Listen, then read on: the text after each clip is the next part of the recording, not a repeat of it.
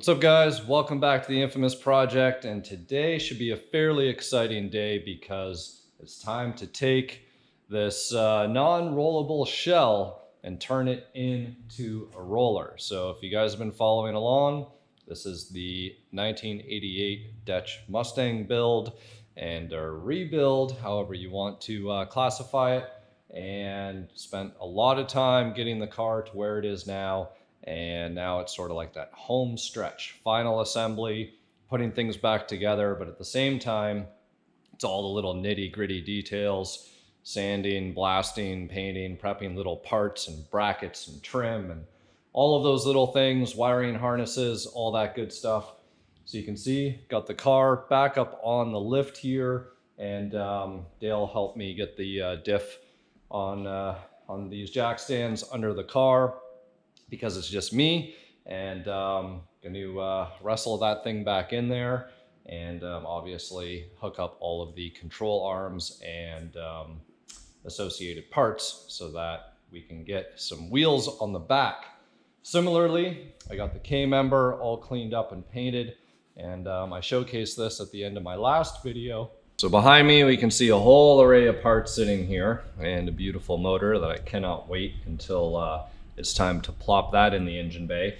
But in order to do that, we need to get the K-member, which is sitting here, reinstalled, and our lower control arms, and get our springs. Unfortunately, my new Koni suspension, which is being valved to the original DECH specifications, isn't going to be in for probably 3 to 4 more weeks. So what I'm gonna have to do is just kind of put some temporary placeholder struts and shocks in the car so that it can still be able to move around. Also gonna have to install a steering rack. The one that came out of the car is sitting here. You can see I kind of have a collection of parts, some that came off the car and some that haven't, or that I've replaced. So this is sort of kind of like the working bench, which is more like the working box on the floor. So trying to stay as organized as I can. Got brakes and everything else over on that side. Got the spindles all cleaned up and painted up, so those are gonna have to get mounted onto the control arms as well. But yeah, there's really not too much to talk about here, guys, other than the fact all of this stuff that I've cleaned and painted up needs to get reinstalled on the car. So I've gone through, I found all the hardware that I need. Some of it is hardware that is reusable and that has been cleaned up. Other bits are hardware that's new and that I'm replacing, mainly focused on the big bolts for the K-member on the top side there, since those bolts were pretty rotted. You could see where there was material making the bolts a little slender in the centers. So I'm swapping those guys out, and we also got some DECH goodies to install as we go along. So there we are, long intro, but it's time to get at it and get this stuff moved over towards the car and get stuff all installed.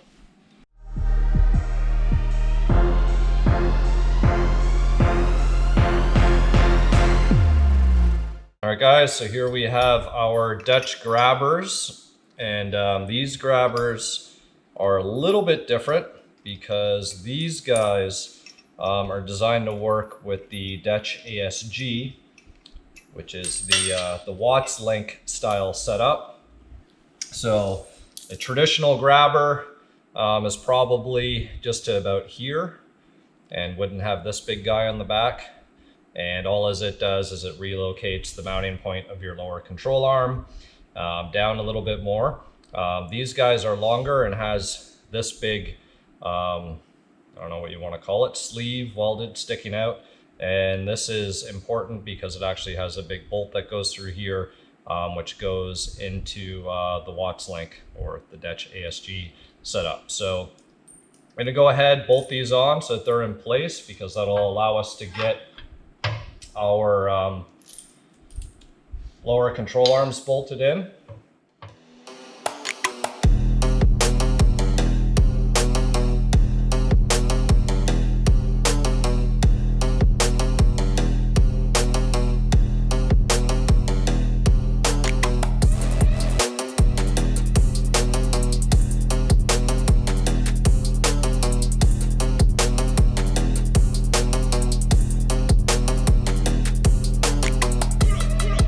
diff loosely bolted in. Everything's looking good back there.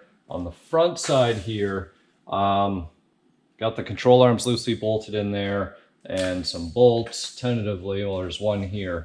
The bolts I have are a little bit too long. I want to go and pick up some shorter ones just for visual purposes. These ones would work fine, but I don't want the threads sticking up a couple inches higher than they need to be in the top. So probably do that in the morning because it's getting late in the afternoon here, but everything else is bolting up, lining up well. So I'm really happy with that. Need to go double check on some front springs. I'll get into that tomorrow. In the back here, you can see all of our control arms are bolted in place. Everything is good there. Got our grabbers bolted on, and everything is looking good. So that's gonna be it for today. Actually, I might peel this plastic off. So you know what, screw it. I'm gonna leave the plastic on, keep things protected. But anyway, so that's that. Tomorrow we'll get some bolts. We'll finish bolting some stuff up. Hopefully we'll have this thing back down on the ground. I'm gonna go dig out that other steering rack that I got, and yeah, hopefully we'll be rolling. All right, guys, get to install my first DECH, well, sorry, my second DECH piece in the car because the rear grabbers are installed. So this G-load brace I actually picked up recently. So this one is in amazing shape. It's not the one that was on the car. This one, I think I found it on Marketplace. And let's see. Go. And it actually has the DECH tag on it. The one that was on the car was missing the little tag. So what's funny, and I had a suspicion on my white car. I don't know if you guys remember, but my exhaust was had not too much clearance from this because whoever installed it on my white car put it on backwards. So it's actually facing this way, which was creating the issues with the exhaust. So I'm gonna have to correct that.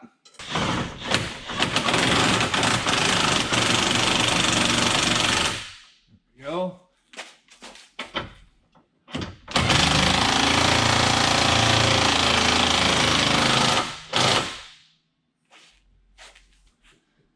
Okay, so again, I'm not torquing everything down completely just because I want to make sure that we can measure and make sure that the K-member is as straight as possible and centered, because there is a little bit of room in those holes to move things around a little bit. So I did go ahead and get some new bolts for the frame rail areas. So I'm going to go ahead and install those now. Just got some that are about 1/2 inch shorter. So I'm going to get those guys in place, and from there we'll be able to measure, make sure that we've got equal distances. Mostly what I'm concerned about is the position of the wheels and the fender wells. So we want to make sure that the K-member isn't sitting crooked. Could you align it out with between your tie rods and caster camber plates, all those things?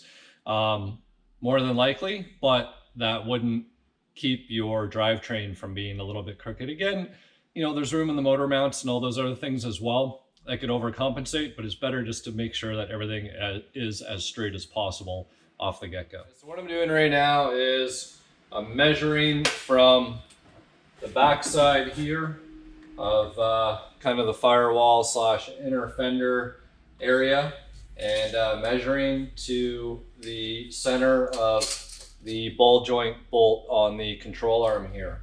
So what I've measured is 16 inches from the back side,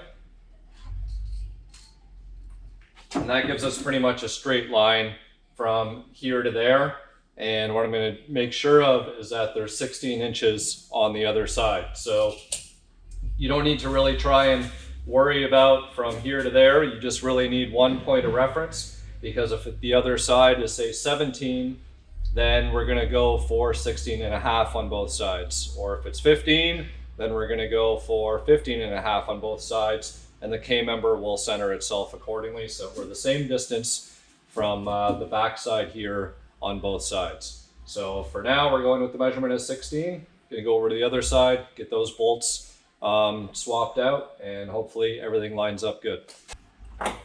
In case you guys are wondering, I am using tapered locking nuts for the top. So this is all, what are these stamped? 10.9. So very high end, high durability hardware. Of course, you don't want your K-member going anywhere, right? So make sure you invest in the right hardware if you're swapping this stuff out.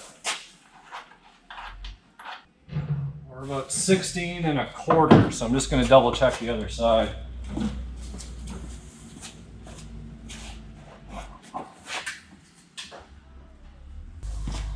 All right, that one's actually 16.25 as well. You do want to make sure you're measuring from the exact same reference point on both sides, which I might add the tape, you know, on the high side here instead of the low side, but it is exactly the same distance on both sides from the back. So you're going to go ahead, tighten this down, and that'll be pretty much it for the installation of the K-member.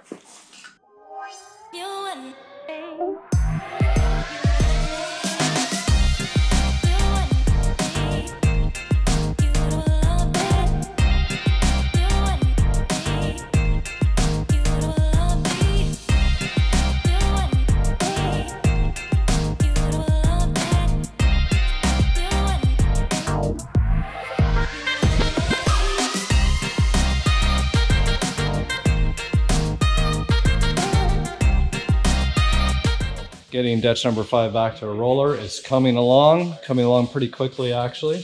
So got our K-member in, got the steering rack bolted up, and did a few little tie rod adjustments just to somewhat try and get the hub straight.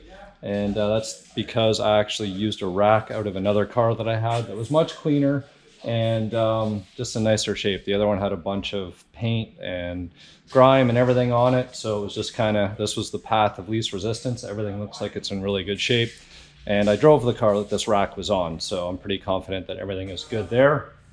Got the front springs in. So the one thing you might notice, there's black struts in here. Those are going to be temporary struts. The original conies are sitting down there. Again, a bunch of paint over them. Those are actually still in really good shape, like in terms of function. They just don't look the greatest. So I was going to bolt them on temporarily. However, I actually want to try and get those all cleaned up and refurb them because I can definitely use them in something else. I know they wouldn't have many miles on them. They're not leaking, and well, they're Coney yellows. So that's the reason why they're not in the car right now. But everything else, like I said, is coming along.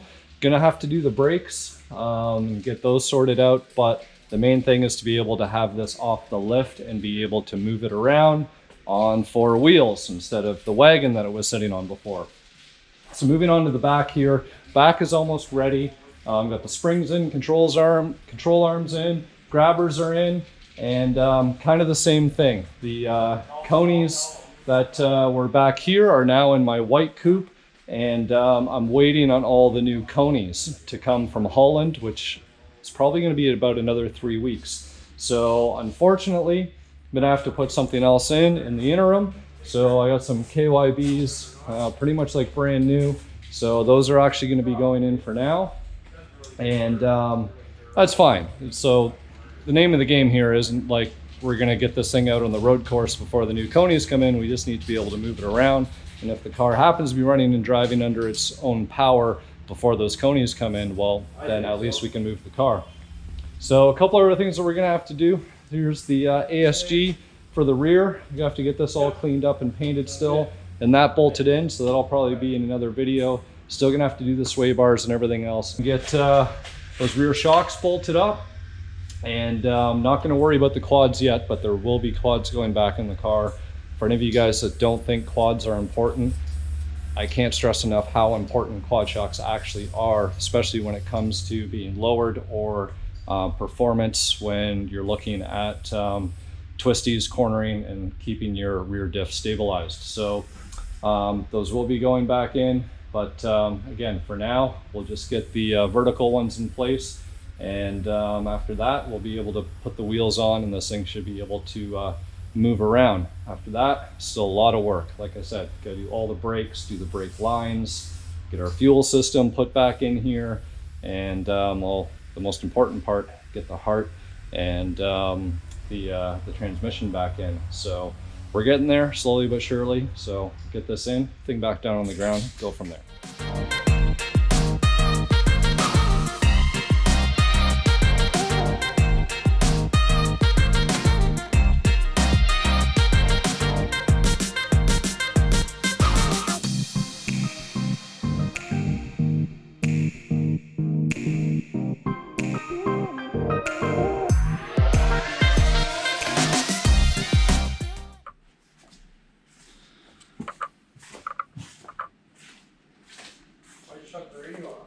Oh, because you know, I gotta finalize my video of the day. So there we have it, guys. Car is back down on suspension on the ground and is movable, which will make shop dad over here very happy. Always complaining. Oh, come on, you make it like I always complain. Because all your shit's in the way. So there we go. I can move my shit out of the way now. It's called getting progress. Progress. Progress. Getting work done. Getting work done. So our front end's sitting a little bit higher here, of course, because there's no motor weighing down the front end.